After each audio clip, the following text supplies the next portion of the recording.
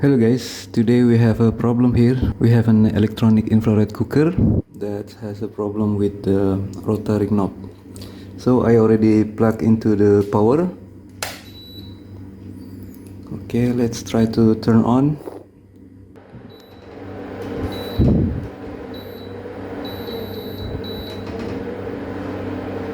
See, it's not working.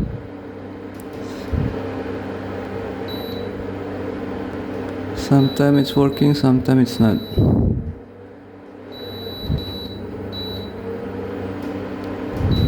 Let's turn it off.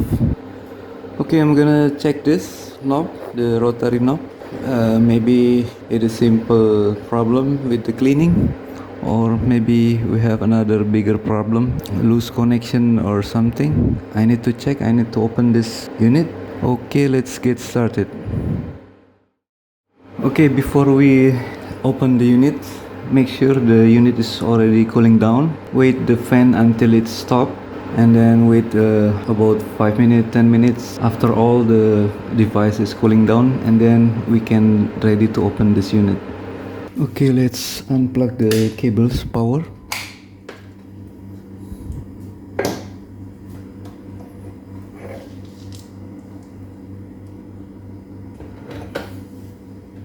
And we have 1, 2, 3, 4, 5, 6 screws.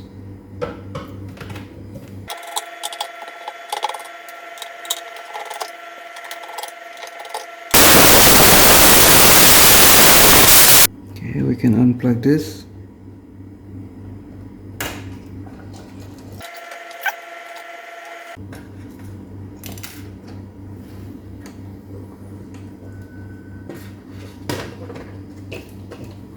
And this is our inner organ of our infrared cooker, and this is our knob PCB.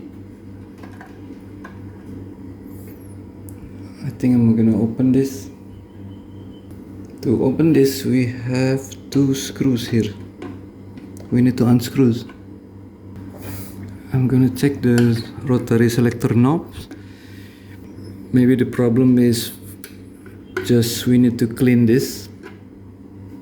I'm using the standard screwdriver plus screwdriver to open this. I think this is a smaller one than before. Small screws.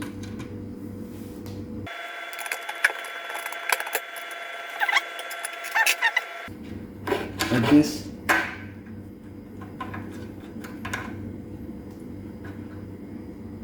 This is the knob.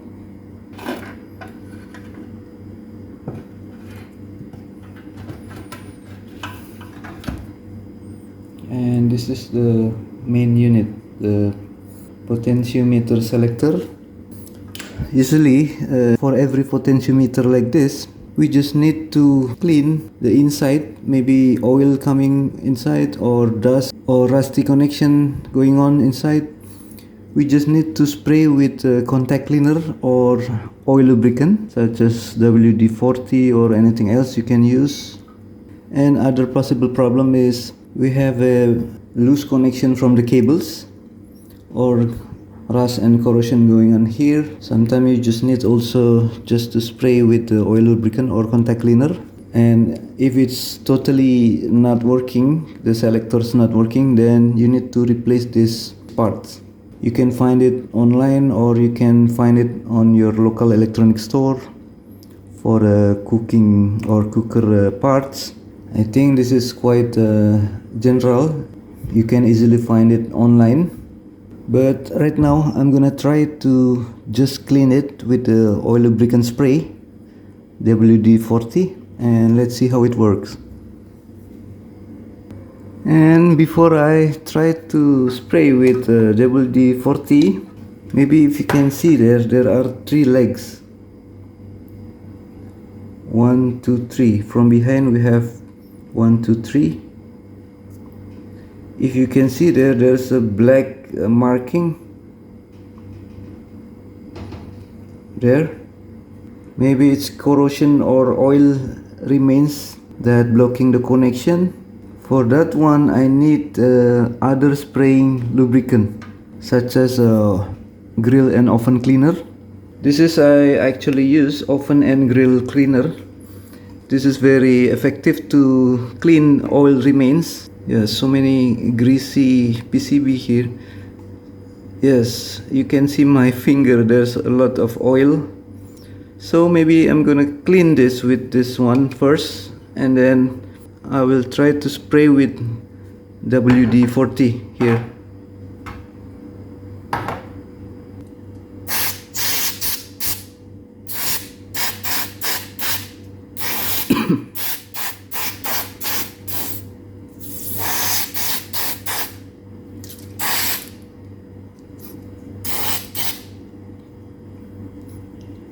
Okay guys, I forgot to use my glove, but it's okay.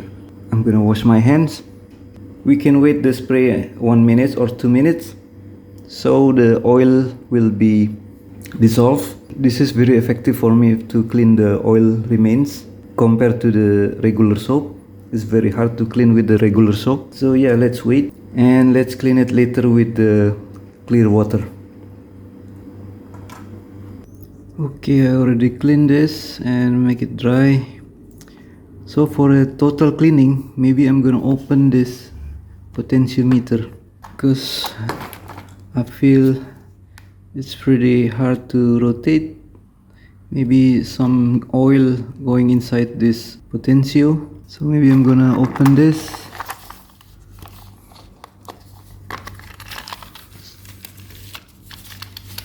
I'm gonna use a minus screwdriver.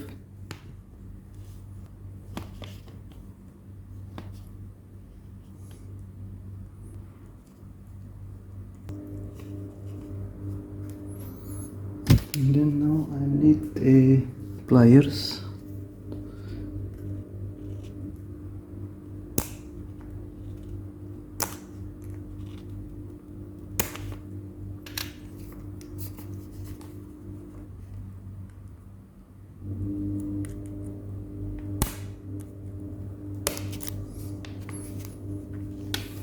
Okay, let's open this. This is the inside of our rotary selector control. Yeah, maybe I'm gonna clean this with the oven cleaner also to remove the oil. And we have some black oxidation there. Maybe it's going to be rusty. So I'm gonna clean this. I'm gonna scratch this maybe with a sandpaper or anything else, so the connection will be clean. The inside is still good.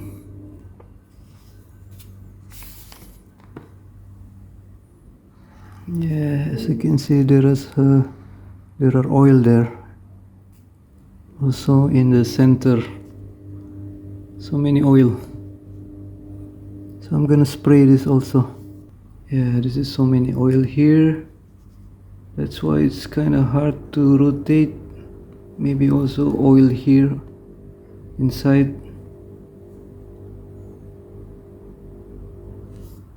Okay, let's spray this with the oven cleaner.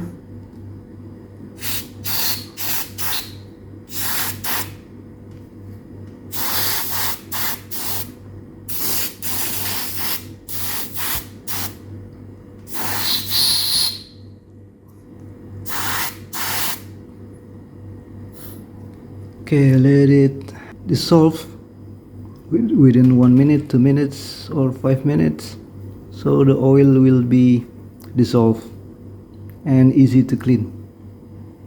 Okay, after several minutes I'm gonna try to clean this. I'm gonna use water with, this is soap water.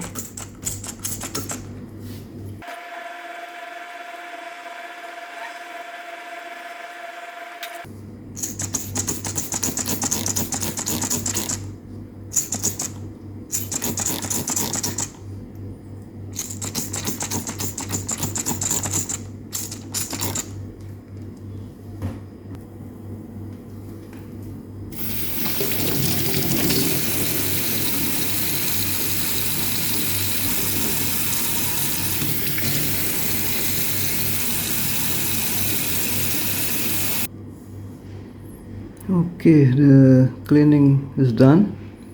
Make sure make it dry, totally dry.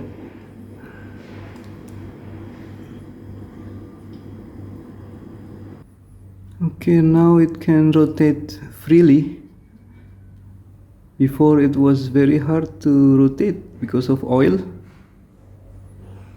Now the oil is gone. Okay, now the parts are clean.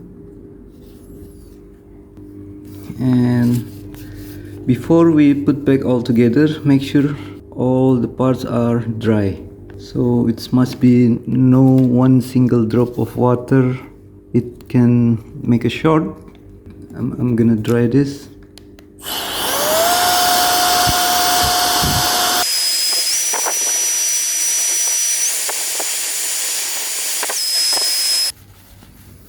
Make sure all the parts are dry, no single water, including the socket. We need to make sure there's no short, there's no water making short.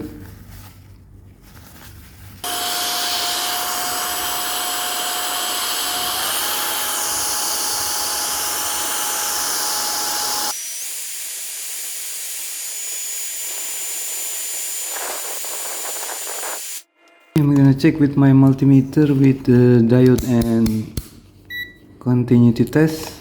This is the symbol. Just make sure there are no shorts because of the water. It should be no connection or beeping.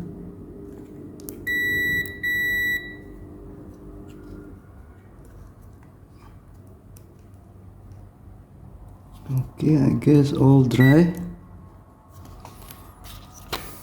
Time to install all parts back together. Remember this little notch facing down like this.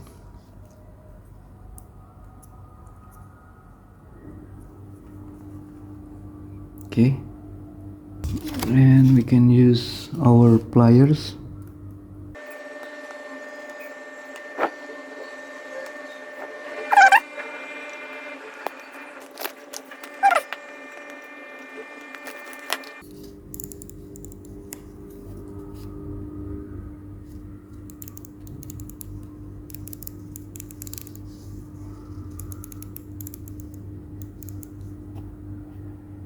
And now you can feel the rotation and the sound.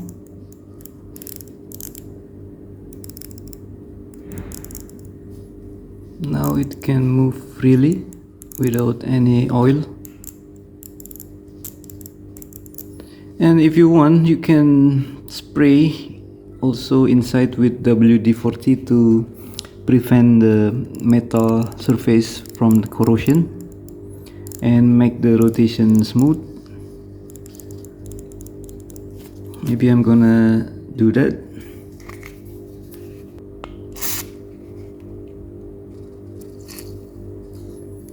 Okay.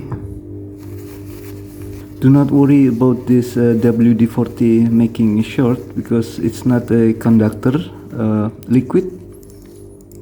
It's kind of oil, so it can make your connection smooth and prevent from the corrosion.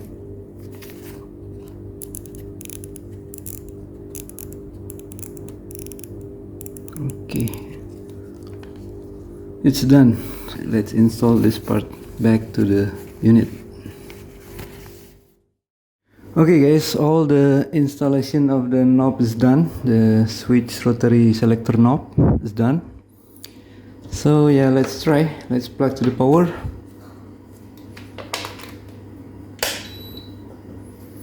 And press the on off function. And yeah, now it's smooth. See? Very smooth.